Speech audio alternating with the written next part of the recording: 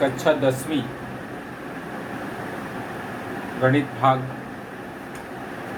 2 page number 65 पर निचले हिस्से में देखोगे किताब में हेडिंग दी गई है अंतर्लिखित कोण। इस चित्र में ध्यान से देखो। इस चित्र में कोण BAC पीछे की तरफ चाप BAC में अंतर्लिखित है। इस कोण को हम कहते हैं अंतर्लिखित कोण। इसे कहते हैं अंतर्लिखित कोण। इस कोण के द्वारा इस चाप का यह हिस्सा चाप BC खंडित होता है। इसे कहते हैं अंतः खंडित चाप। बिंदु B से O मिला दो, O से C मिला दो।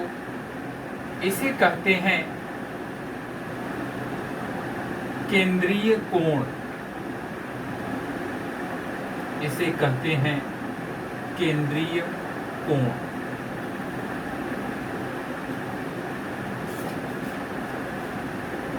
पेज पलटोगे, पेज नंबर 66 पर एक प्रमेय लिखा हुआ है अंतर्लिखित कोण का प्रमेय।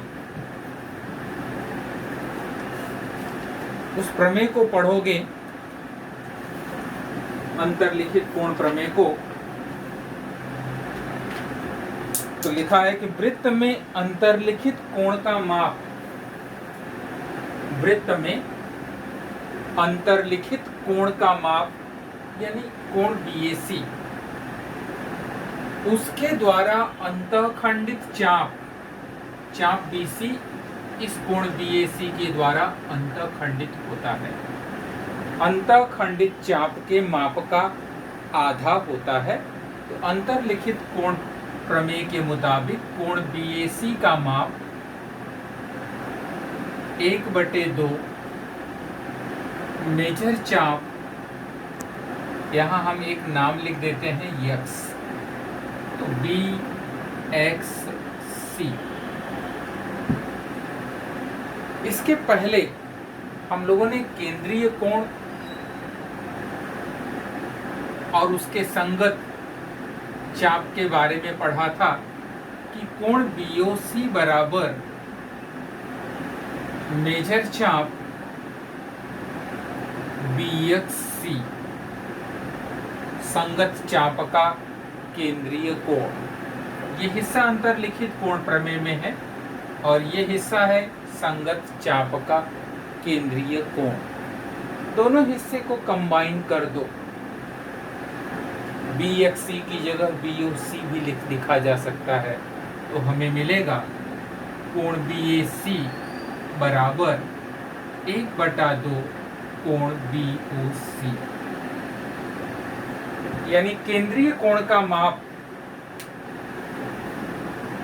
उसके संगत अंतःखंडित चाप के माप का आधा होता है। यह अंतर्लिखित कोण का माप केंद्रीय कोण के माप का आधा होता है। इसे हम अंतर्लिखित कोण के प्रमेय में मान सकते हैं। पेज नंबर 67 पर सबसे नीचे की पंक्ति में देखो, लिखा है कि वृत्त चाप द्वारा वृत्त के किसी भी बिंदु से अंतरित किए गए कोण का माप उसी चाप द्वारा वृत्त केंद्र से अंतरित किए गए कोण के माप का आधा होता है। ये वाला हिस्सा जो आपने अभी पढ़ा, यही हिस्सा किताब में पेज नंबर 67 पर सबसे नीचे की तरफ लिखा है। पेज नंबर 68 पे देखोगे, सबसे ऊपर की तरफ लिखा है अंतर्लिखित कोण के प्रमेय का उपप्रमेय। उपप्रमेय नंबर 1, एक ही चाप में अंतर्लिखित सभी कोण सर्वांगसम होते हैं। ध्यान दोगे, इस तरफ से चाप पी क्यू एस आर, इसी चाप में, और ये अंतःखंडित चाप है। एक ही चाप में कोण पी क्यू आर, कोण पी एस आर अंतर्लिखित हैं, और इन दोनों कोणों के द्वारा एक ही चाप अंतःखंडित होता है। यानी कोण पी क्यू आर बराबर 1/2 मेजर चाप पी टी आर, कारण अंतर्लिखित कोण प्रमेय। इसी तरह कोण पी एस आर बराबर 1/2 मेजर चाप पी टी आर, दोनों कोणों के द्वारा एक ही चाप अंतःखंडित है, इसलिए कोण पी क्यू आर सर्वांगसम कोण पी एस आर। यही चीज किताब में लिखी है कि एक ही चाप में अंतर्लिखित सभी कोण सर्वांगसम होते हैं। उसके ठीक नीचे देखो दूसरा हिस्सा, अर्धवृत्त में अंतर्लिखित कोण समकोण होता है। बिंदु यम केंद्र है, इस प्रकार ये आधा वृत्त ये नीचे की तरफ हो गया, ऐसे ही आधा वृत्त ऊपर की तरफ हो गया। जब किसी व्यास के अंत बिंदु से केंद्र पर वृत्त पर कोई कोण अंतरित होता हो तो उस कोण का माप हमेशा 90 अंश होता है। किताब में लिखा हुआ है कि अर्धवृत्त में आधे वृत्त में अंतर्लिखित कोण समकोण होता है। और अगला हिस्सा किताब में प्रमेय है, चक्रीय चतुर्भुज का प्रमेय। चक्रीय चतुर्भुज के सम्मुख कोण परस्पर संपूरक होते हैं। चक्रीय चतुर्भुज किसे कहते हैं? जिस चतुर्भुज के चारों शीर्ष बिंदु वृत्त पर स्थित हों उन्हें हम चक्रीय चतुर्भुज कहते हैं। चक्रीय चतुर्भुज में इन दोनों कोणों का माप कोण A प्लस कोण C बराबर 180 अंश संपूरक हो। कोण D और कोण B, तो कोण B प्लस कोण D बराबर 180 अंश। जब कोई चक्रीय चतुर्भुज हो तो उनके सम्मुख कोणों के मापों का योग सदैव 180 अंश होता है। यानी चक्रीय चतुर्भुज के सम्मुख कोण परस्पर संपूरक होते हैं। इसे कहते हैं चक्रीय चतुर्भुज का प्रमेय। चक्रीय चतुर्भुज का प्रमेय। इसी चक्रीय चतुर्भुज के प्रमेय का विलोम, ध्यान दोगे, इसी चक्रीय चतुर्भुज के प्रमेय का विलोम अगर किसी भी चतुर्भुज में कोई चतुर्भुज है P Q R S, अगर कोण P प्लस कोण R बराबर 180 अंश हो, जब किसी भी चतुर्भुज में सम्मुख कोणों के मापों का योग 180 अंश हो तो वह चतुर्भुज एक चक्रीय चतुर्भुज होता है। इसे कहते हैं चक्रीय चतुर्भुज के प्रमेय का विलोम। पेज नंबर 69 पर सबसे ऊपर की तरफ देखोगे चक्रीय चतुर्भुज के प्रमेय का उपप्रमेय दिया गया है। इसे कहते हैं चक्रीय चतुर्भुज के बहिष्कोण का प्रमेय। ये हिस्सा जो है इसे कहते हैं बहिष्कोण।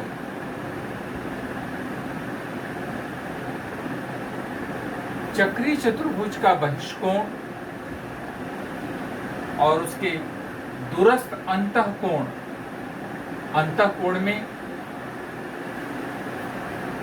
4 अंतःकोण हैं, तो दूरस्थ अंतःकोण हमेशा सर्वांगसम होगा।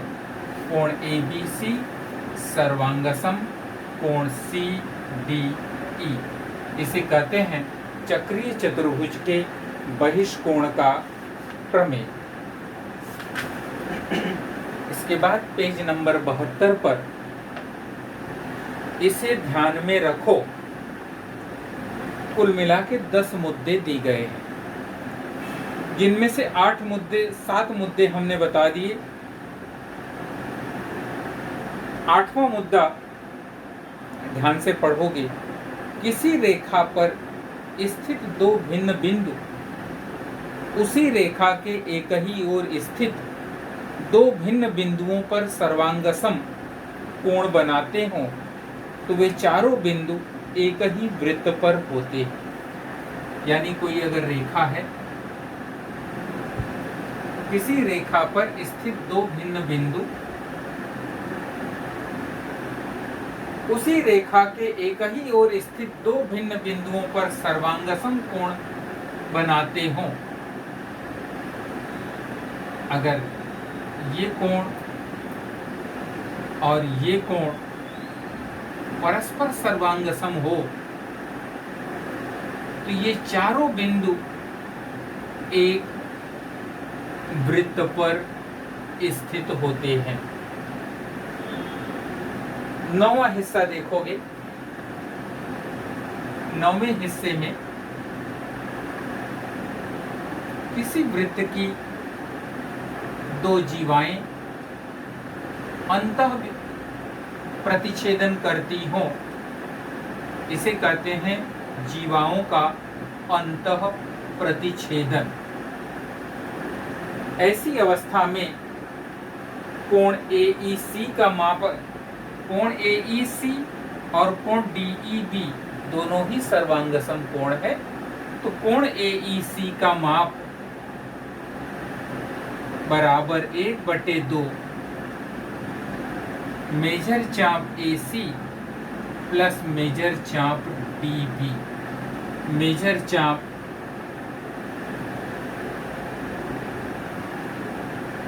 AC प्लस मेजर चाप DB। इसी तरह ये दोनों कोण परस्पर सर्वांगसम होंगे। कोण AED कोण CEB, तो कोण CEB या कोण AED बराबर 1/2 मेजर चाप AD प्लस मेजर चाप BC। मेजर चाप AD प्लस मेजर चाप CD। और 10वां हिस्सा जीवाओं का बाह्य विभाजन प्रमेय। पेज नंबर 73 पर सबसे ऊपर की तरफ देखोगे, किसी वृत्त में 2 जीवाएं परस्पर बाह्य प्रतिच्छेदित करती हों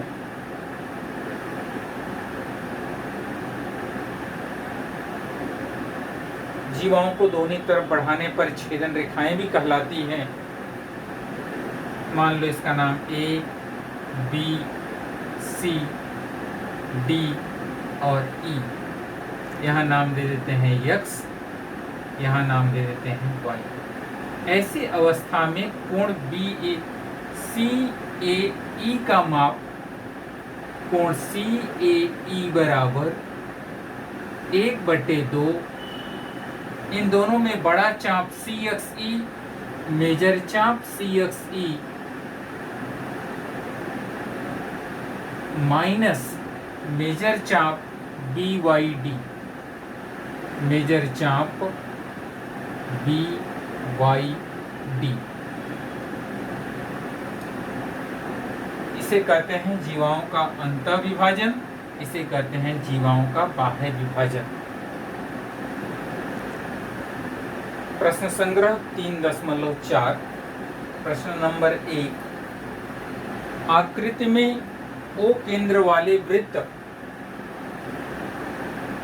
की जीवा AB की लंबाई त्रिज्या के बराबर है। जीवा AB की लंबाई त्रिज्या के बराबर है, तो निम्नलिखित के माप ज्ञात करो। कोण AOB, ACB, चाप AB, चाप ACB के माप ज्ञात करो। तो पहला हिस्सा हम शुरू करेंगे कि तीनों भुजाएं जीवा और त्रिज्या बराबर हैं। तो पहले लिखेंगे कि OA बराबर OB बराबर R। कारण वृत्त की त्रिज्याएं, वृत्त की त्रिज्याएं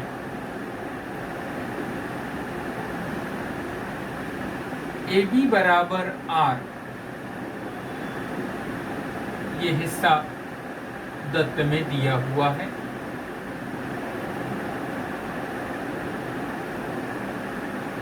इन दोनों कथनों से इसलिए OA बराबर OB बराबर AB, क्योंकि दोनों की लंबाई R के बराबर है, इसलिए त्रिभुज OAB, इसलिए त्रिभुज OAB एक समबाहु, एक समबाहु त्रिभुज है, एक समबाहु त्रिभुज है। इसलिए पहला प्रश्न है कि कोण AOB का माप ज्ञात करो। तो समबाहु है तो इसका माप हो जाएगा, इसलिए कोण AOB बराबर 60 अंश। तो पहला उत्तर कंप्लीट हो गया। कारण लिखोगे समबाहु त्रिभुज के कोण, समबाहु त्रिभुज के, समबाहु त्रिभुज के कोण। दूसरा हिस्सा, दूसरे में पूछा गया है कि कोण ACB का माप ज्ञात करो। ध्यान दो, कोण ACB इस चाप के माप का आधा है और यही कोण केंद्रीय कोण के माप का आधा होगा। तो कोण ACB बराबर 1/2 कोण AOB। कारण अंतर्लिखित कोण प्रमेय, कारण अंतर्लिखित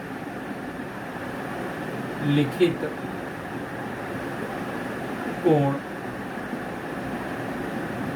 प्रमेय। AOB का माप 60 है, बराबर 1/2 गुणे 60 अंश, इसलिए कोण ACB बराबर 30 अंश। एक उत्तर ये कंप्लीट हो जाएगा। तीसरे में पूछा गया है कि चाप AB का माप कितना होगा। चाप AB का माप केंद्रीय कोण के माप के बराबर होगा। तो तीसरा पॉइंट, मेजर चाप AB, मेजर चाप AB बराबर कोण AOB। कारण लिखोगे संगत चाप का केंद्रीय कोण, संगत चाप का केंद्रीय कोण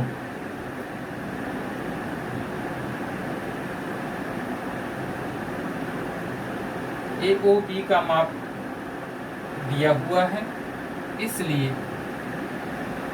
मेजर चाप AB बराबर 60 अंश।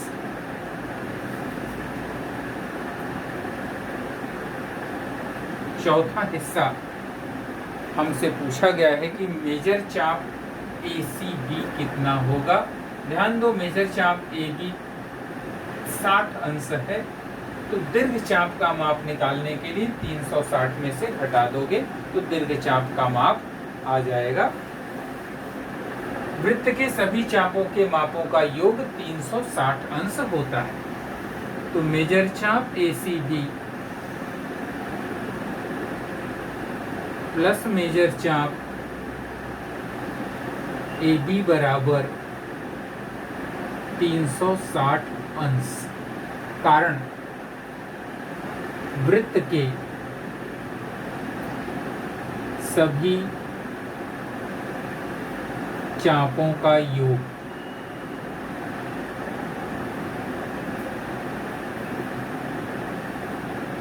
मेजर चाप AB दिया हुआ है, तो मेजर चाप ACB प्लस 60 बराबर 360 अंश। मेजर चाप ACB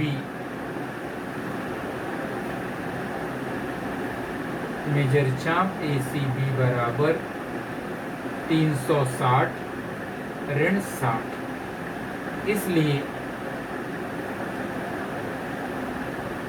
मेजर चाप ACB बराबर 300 डिग्री, ये इसका उत्तर हो जाएगा। प्रश्न नंबर 2 में दी गई आकृति में चतुर्भुज PQRS एक चक्रीय चतुर्भुज है। चारों शीर्ष बिंदु वृत्त पर PQ सर्वांगसम RQ,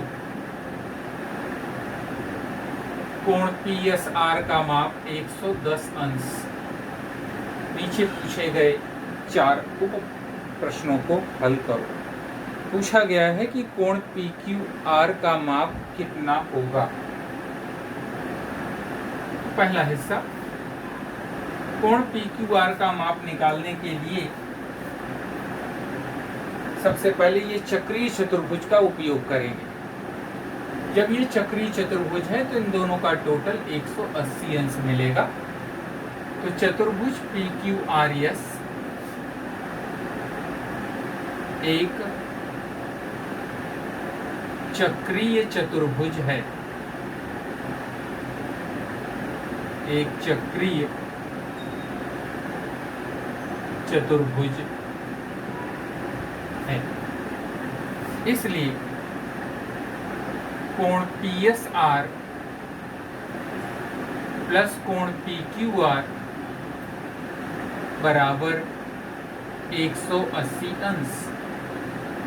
PSR का माप 110 अंश दिया हुआ है, प्लस कोण PQR बराबर 180 अंश। कारण लिख दोगे, चूंकि कोण PSR बराबर 110 अंश। पक्षांतर कर दो, कोण PQR बराबर 180 ऋण 110 अंश।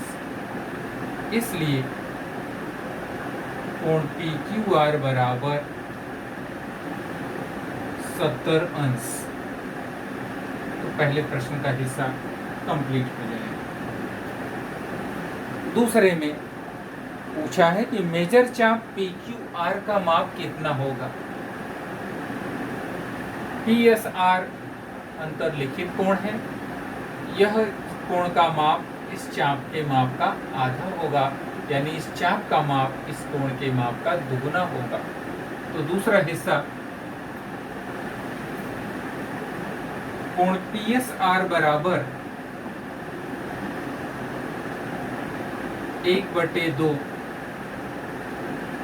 मेजर चाप PQR। कारण अंतर्लिखित कोण प्रमेय, अंतर लिखित कोण प्रमेय। PSR का माप 110 अंश बराबर 1/2 मेजर चाप PQR। तो 110 गुणे 2 बराबर मेजर चाप PQR। इसलिए मेजर चाप PQR बराबर 220 अंश।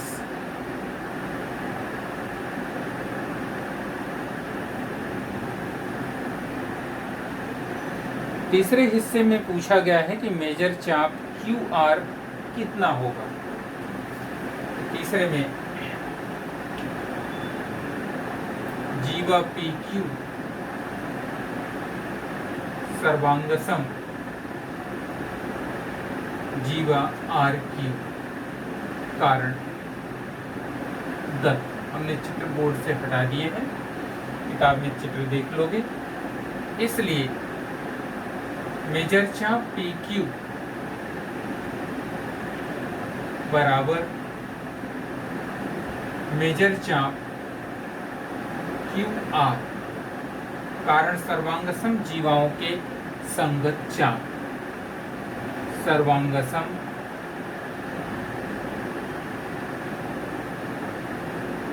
जीवाओं के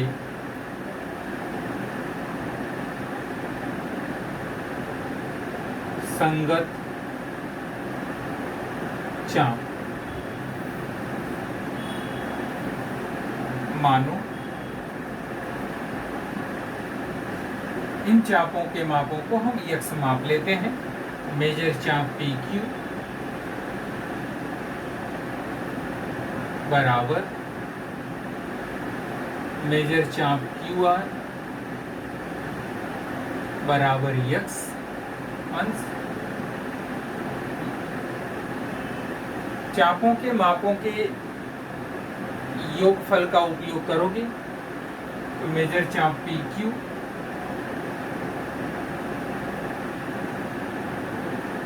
प्लस मेजर चाप QR बराबर, इन दोनों चापों को मिलाने पे मिलेगा मेजर चाप PQR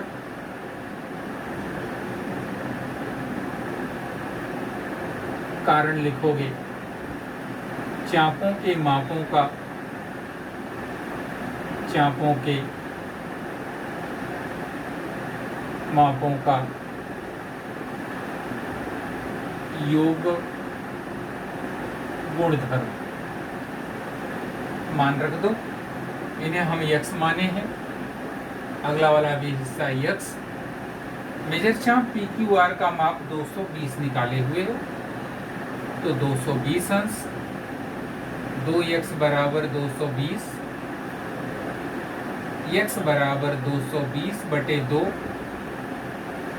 x बराबर 110 अंश। इसलिए दोनों चापों के माप, इसलिए मेजर चाप PQ बराबर मेजर चाप QR बराबर 110 अंश। लेकिन हमसे उत्तर मांगा गया है मेजर चाप QR, इसलिए मेजर चाप QR बराबर 110 अंश। चौथे हिस्से में हमसे पूछा गया है कि कोण PRQ का माप कितना होगा। कोण PRQ अर्धवृत्त में अंतर्लिखित कोण है। तो चौथा हिस्सा कोण PRQ बराबर 1/2 मेजर चाप PQ।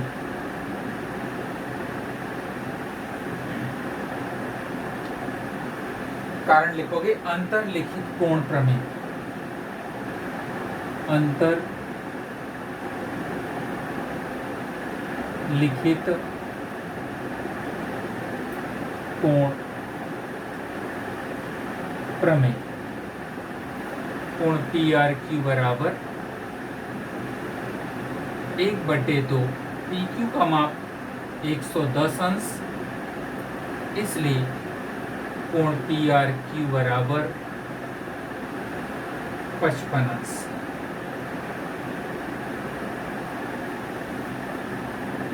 प्रश्न नंबर 3, चक्रीय चतुर्भुज MRPN में कोण R का माप किताब में जो लिखा है 5x ऋण 13 और कोण N का माप 4x धन 4 अंश है। तो कोण R और N के माप ज्ञात करो। ये चक्रीय चतुर्भुज है, इसलिए इनके मापों का योगफल 180 अंश होगा। तो चतुर्भुज MRPN चक्रीय चतुर्भुज है, चक्रीय चतुर्भुज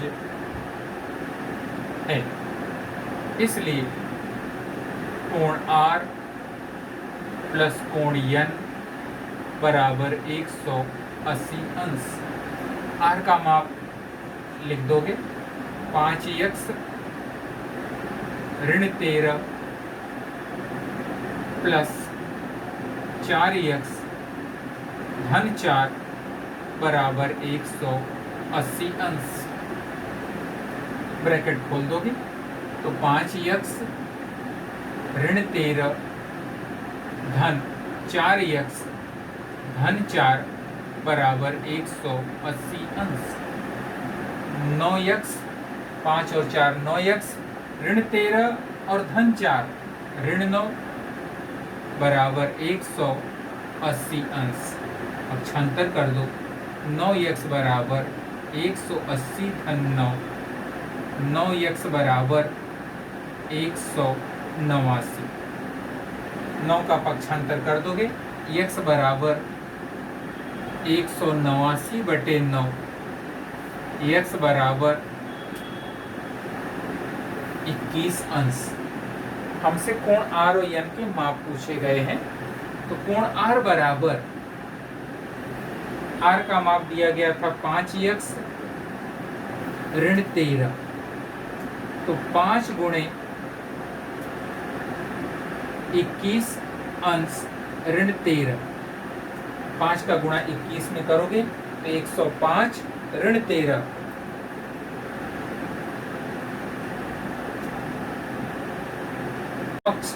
माइनस कर दो, 105 में से 13 घटा दो तो हो जाएगा 92 अंश। कोण N बराबर, N का माप दिया गया है 4x धन 4, तो 4x धन 4 अंश, तो 4 गुणे 21 ऋण 4 धन 4 बराबर 21 में 4 का गुणा करोगे तो 84 धन 4, और 84 में 4 को जोड़ दोगे तो हो जाएगा 88 अंश। उत्तर लिख दोगे कोण R बराबर 92 अंश तथा कोण N बराबर 88 अंश।